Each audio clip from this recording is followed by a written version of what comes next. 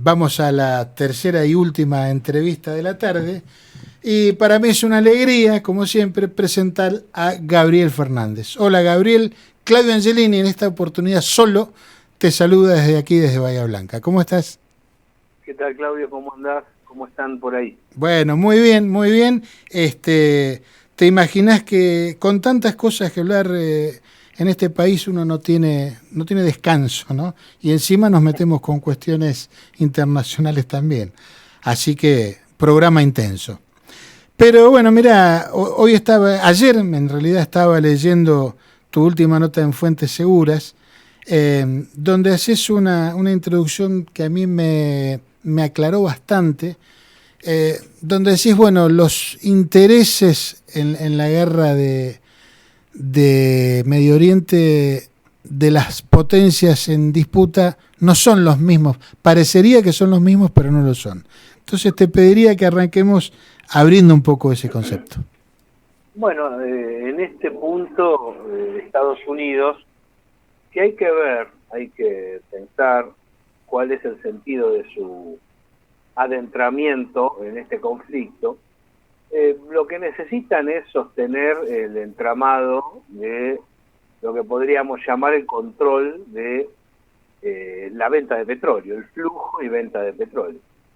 Esto es porque, en buena medida, el petróleo, por supuesto, tiene un gran valor en sí mismo, pero Estados Unidos ha logrado, desde los años 70 para acá, una especie de lavado de dinero que configura el valor del petrodólar, sostenimiento de su economía, en base a una suerte de impuesto general que obliga a que todas las transacciones energéticas del mundo se desarrollen en la moneda norteamericana. En ese sentido, la gran ventaja que ha tenido Norteamérica es estar en acuerdo con las monarquías del Golfo Pérsico, grandes productoras de petróleo, tanto como Estados Unidos, y dispuestas a utilizar el dólar como moneda de intercambio y de reserva. Por su parte, Israel lo que pretende es desarrollar lo que llama, lo explicó Netanyahu en su intervención en el Congreso norteamericano antes de la Guerra de los 12 días, el Gran Israel. Para eso lo que necesita es extenderse, absorber territorios, estamos viendo la situación renovada en el Líbano, tomar Gaza y Jordania, desestructurar a su adversario local, más potente que probablemente Irán, y disciplinar a la monarquía petrolera, ¿no? Precisa el respaldo norteamericano para eso, pero rechaza su hegemonía. Algo así como que de esta guerra a Israel le interesa como elemento colateral que Estados Unidos gane frente a Irán, pero que quede debilitado. Cosa que es muy probable, porque Estados Unidos ha invertido desde el origen de este conflicto, este último tramo, una verdadera fortuna que está por fuera de la lógica relacionada con la inversión bélica. Irán, por su parte, lo que necesita es crecer, es afirmarse en su propio desarrollo, desplegar la investigación científico-técnica que lo ha caracterizado y promover su industria. En esa línea, dos elementos político-económicos con fuerte presencia cultural, es decir, mantener la continuidad como Estado-nación, como país asociado a los multipolares, es decir, elegir sus socios, y al mismo tiempo desarrollar una mayor influencia sobre los países islámicos, sin aplastar al sunismo, sino entrando en mejor vínculo con los sunitas desde su filosofía chiita clásica. Y ahí plantear los parámetros de organización interna que corresponden a su tradición, a su idiosincrasia y a sus intereses. Básicamente estos son los objetivos de los tres grandes protagonistas. Por supuesto que es necesario tomar en cuenta que hay una situación distinta con respecto al entorno, porque los aliados vienen generando sorpresas. Las diluyen un poco los medios internacionales, pero tienen su importancia. Por ejemplo, lo que parecía una suerte de coalición muy afirmada como la Organización del Tratado del Atlántico Norte, Sí. básicamente le ha dicho que no a Estados Unidos. Como Estados Unidos le propuso formar una coalición marítima para destapar el estrecho de Hormuz, por donde pasa la mayor cantidad de petróleo del planeta, le dijeron que no. Inclusive le dijo que no Reino Unido. La OTAN le dijo que no. Y esto llevó a que Trump los insulte, diga que es un tigre de papel, que se va a ir de la OTAN, que es el que la banca. Una situación complicada. Mientras tanto, como elemento contrastante, los asociados o los aliados multipolares de Irán han respondido. Por un lado lo han hecho desde el punto de vista de la radarización y del satélite, brindándole a su través, con elementos propios, información a Irán sobre el estado de situación de las tropas rivales. Uh-huh. Pero por otro lado han canalizado sus compras y las han aumentado para que Irán no tenga dificultades económicas. De hecho, Irán ha vendido más petróleo en este tramo que en los años precedentes, lo cual hace que se fortalezca su economía cuando el objetivo de los invasores era debilitarla. En esa situación estamos y con esos ingredientes se debe contar. Claro, y al fin y al cabo de los objetivos que vos estás exhibiendo, uno concluye que el de Irán es el único noble, digamos así, porque persigue su interés nacional. El resto es te quiero invadir o me quiero quedar con tu plata, por resumirlo muy sintéticamente, ¿no?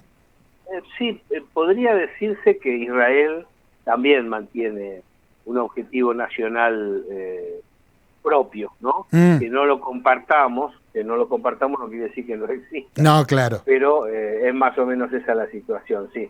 Que realmente a tanta distancia de su territorio no tiene nada que hacer ahí, es Estados Unidos, porque está trasladando su interés regional, como ha hecho en otras ocasiones, hacia Asia Occidental, es decir, muy lejos. No tiene por qué meter las narices en esa zona. Tiene mucho más sentido que Irán e Israel se peleen, porque son países vecinos, aun cuando sea inadecuado hacerlo, pero tiene un sentido que traten de hacer pie con firmeza dentro de esa región. Estados Unidos se toma como atribución intervenir en todo el planeta, ¿no? Pase lo que pase. Claro, y el fracaso hace que Trump se ponga de tan mal humor, ¿no? De llegar hasta insultar al Papa.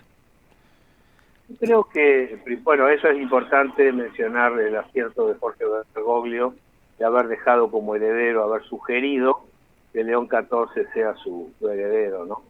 Ahora, yo creo que en la campaña Trump fue sincero, es decir, Trump sabe lo que pasa en Estados Unidos. Él dijo, lo voy a industrializar nuevamente y lo voy a retirar de los conflictos internacionales. Por supuesto que no cumplió y eso lleva a que se desbarranque toda su imagen ante la opinión pública. Claro, pero, porque ese incipiente proceso de reindustrialización que había comenzado a lograr no prosperó. No, al contrario, en una situación económica grave, una crisis humanitaria profunda, una situación muy compleja. ¿Por qué se da esto? Y en buena medida porque los estados del centro occidental, empezando por Estados Unidos, están lo que nosotros en Fuentes Seguras hemos llamado desterritorializados. Es decir, están copados por el capital financiero. No gobiernan, no hay democracia en Occidente, no gobiernan aquellos que han sido elegidos para gobernar. Gobiernan lo que la corporación quiere. Entonces, Trump, que necesitaba mejorar el rendimiento económico de su país, lo que ha hecho fue perjudicarlo. Simplemente porque las corporaciones, las grandes empresas le dicen, no, mira, acá hay que hacer esto. Y acá tenemos un problema, Claudio, grave, porque lo que está demostrando el proceso vigente, y hay que estar alerta hacia el futuro, es que las empresas armamentísticas, que son orientadas en general por las corporaciones financieras, necesitan guerra, y no una guerra fundamentada por tal causa o por tal otra. Todo eso de la democracia y los derechos humanos son todas macanas, propagandísticas. Necesitan guerra, porque ese es el modo de enriquecimiento y de control que tienen. Yo pensaría mucho en lo que viene, por un lado en Irán, por supuesto, por otro lado en Turquía. Hay situaciones que son muy lábiles en este momento y las empresas que están al frente de los conflictos no necesitan grandes argumentos para desarrollar una coalición bélica. Lo que necesitan es la punta necesaria para iniciar la guerra y después a partir de allí todo lo que dure es ganancia para ellos. Esto me parece preocupante y para tomarlo en cuenta. Sí, y ha quedado en estos tiempos, ha quedado evidenciado más que nunca, ¿no? Muy, muy crudamente. Porque en definitiva, digo, uno analiza en términos políticos muchas veces los conflictos y, como decís vos, en definitiva los que toman las decisiones son las corporaciones. Y claro que es preocupante. A tal punto que es necesario tomar en cuenta el contraste de muchos de los movimientos internos de los protagonistas con su opinión pública. Hay dos naciones que tienen una opinión pública favorable al ataque mutuo. Uno es Irán y el otro es Israel.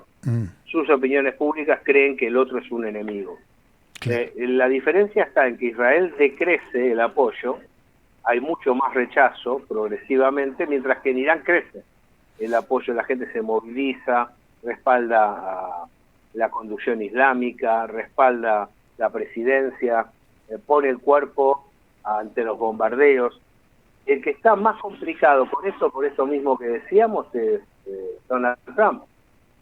Decae su imagen, pero además decae el apoyo a la política general del gobierno y cae también el respaldo a la política interna represiva del ICE. Claro. Y de la participación en el conflicto con Irán. Claro, decir, o sea que ha logrado exactamente lo inverso. Tiene más complicado lo que proponía, tal cual.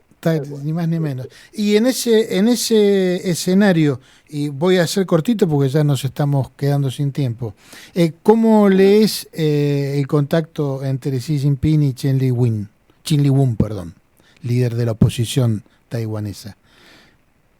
Bueno, eso demuestra algo que sabíamos, que lo habíamos sugerido.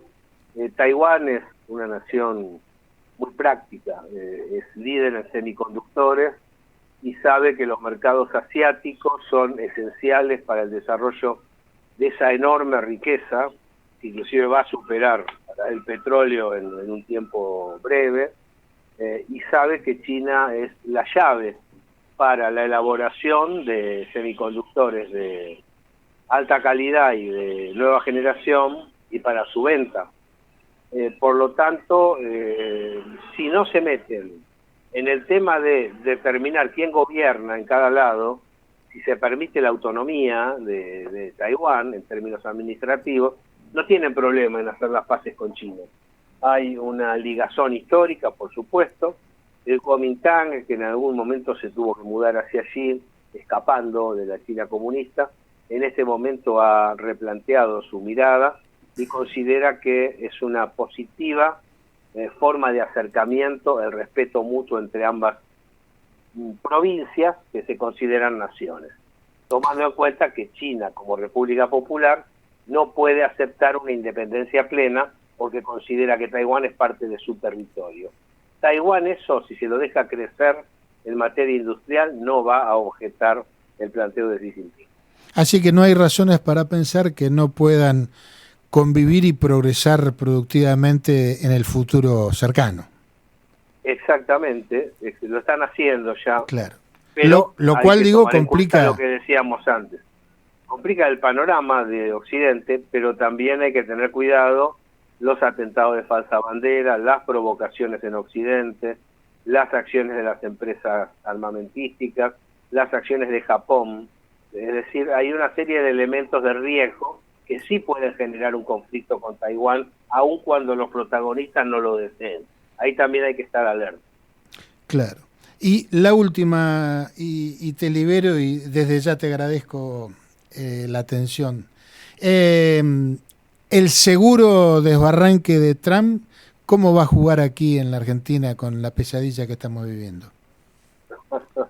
Bueno, hoy acaban de conseguir 3.000 millones de Sí. dólares, estamos más endeudados, esa plata como la anterior no la va a ver el pueblo argentino, no se va a registrar como parte del fomento industrial ni nada que se le parezca.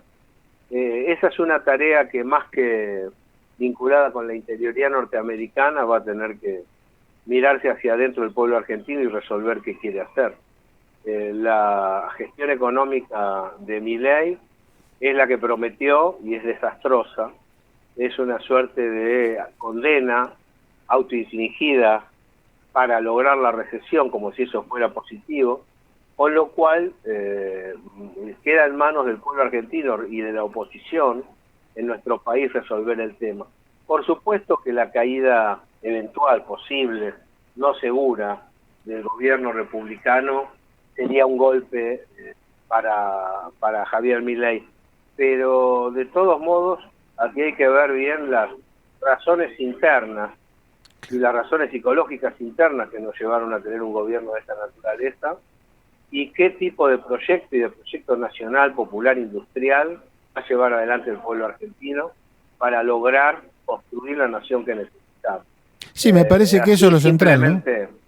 Claro, porque simplemente diciendo son todos iguales, la política no me importa, como está diciendo mucha gente hoy en día, no va a resolver el problema. El problema se va a resolver si se planifica una política destinada a generar bienes de producción y consumo, presencia del Estado, fortalecimiento del Estado, inversión productiva, lo que ha hecho que las grandes naciones crezcan. Argentina está siguiendo el camino inverso.